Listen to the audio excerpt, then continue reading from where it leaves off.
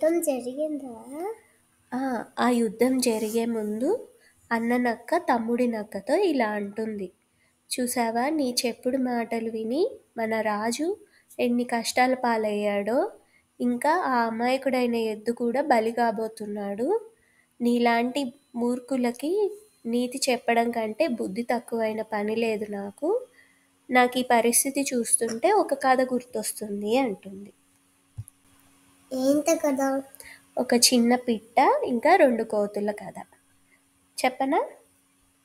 ఒక అడవిలో ఒక చెట్టు ఉండేది. ఆ చెట్టు మీద 2 కోతులు ఉండేవి. అదే చెట్టు మీద ఒక చిన్న పిట్ట కూడా ఉండేదన్నమాట.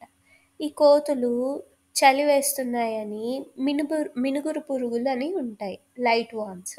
వాటి చుట్టూ చేరి చలి కాసుకుంటూ ఉంటాయి. కానీ ఆ పిట్ట ఏమో అయినా వీటి నుండి వేడి రాదు కదా, వీళ్ళేంటి తెలివి తక్కువ వాళ్ళలా ఉన్నారని ఆ కోతుల దగ్గరికి వెళ్ళి చెప్తుంది.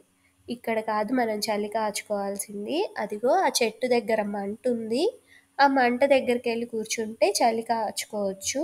ఇవి మినుగురు పురుగులు, దీని నుండి వేడి రాదు అని చెప్తుంది. ఏంటి, నువ్వు ఇంత చిన్న పిట్టవి మాకు చెప్తున్నావా అని చెప్పి వాటిని ఇలా అంటాయి. ఆ దెబ్బకి చచ్చిపోతుంది.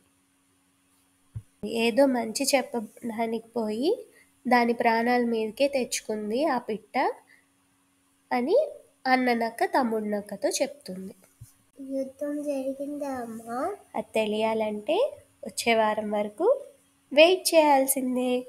మీకు కనుక ఈ కథ నచ్చినట్లయితే లైక్ చేయండి, షేర్ చేయండి, సబ్స్క్రైబ్ అవ్వడం మరవకండి. ప్రేమతో మీ Asha. Kavitha. Thank you. Bye.